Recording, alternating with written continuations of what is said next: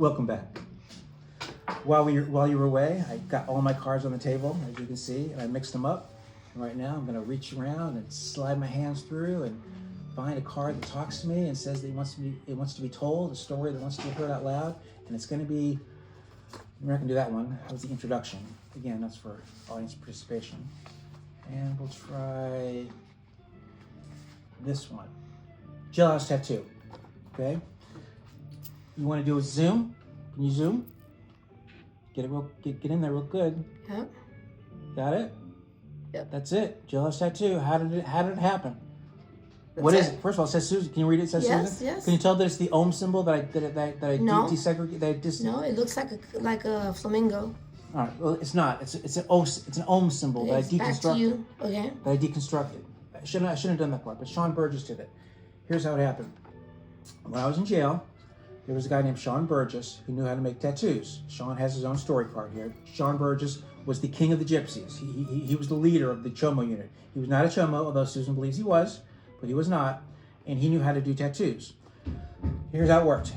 What do they call it when they do a hand tattoo? Poke and pick, pick and poke? Don't shake the table What's because it then you called? shake the camera. Pick and poke or poke and pick? I don't know. Whatever you call it. My daughter, Dylan, knows about it. There's ways you can do a tattoo. Like, what's the name? The guy's name? Lauren did with Faith. How do you know Dylan knows? At 14, she's talking to me about pick and poke tattoos. I'm like, what do you know about pick and poke tattoos? It must be on Instagram or whatever. So, where's Jailhouse Tattoo? So, you start with a colored pencil, right? A colored pencil.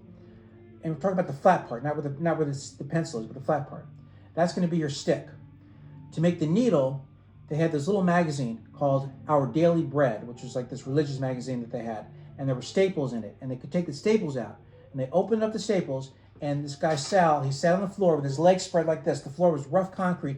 And he sharpened this needle back and forth, over and over again against this floor, against this rough floor. This is the needle that's going into my arm, right? And while that's going on, there's another guy who had taken like 3 or 4 pencils. They gave us like these golf pencils and broken them open and taken the lead out. That's the graphite. That's the ink, is the graphite from the lead from these little pencils. And he was grinding it up. I mean, it was a whole operation to make this tattoo. And he put it in a little cup, right? And it was a little cup from toothpaste or something, a lid from toothpaste. And Sean would stick it on my back like that, and then he would dip the thing in.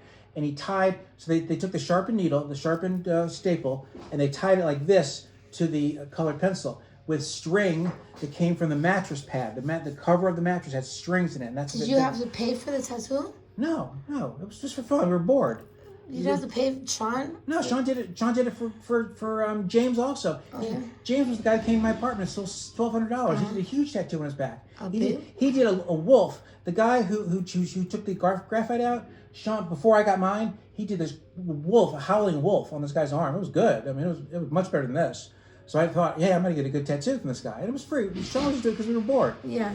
So anyway, he takes the string from the bed and he ties it up. The needle to the stick. And then he fucking takes that needle and he dips it in the ink and he fucking started hitting you in the arm with it. I'm like, ow. Just like Lauren, It was like much worse. Yeah, just like Lauren, but it was much more painful than a regular tattoo. This whole thing, if you did this, if Binks did this, how long would it take him to do this? 5 minutes? Yeah. It took 2 hours. 2 hours to do that.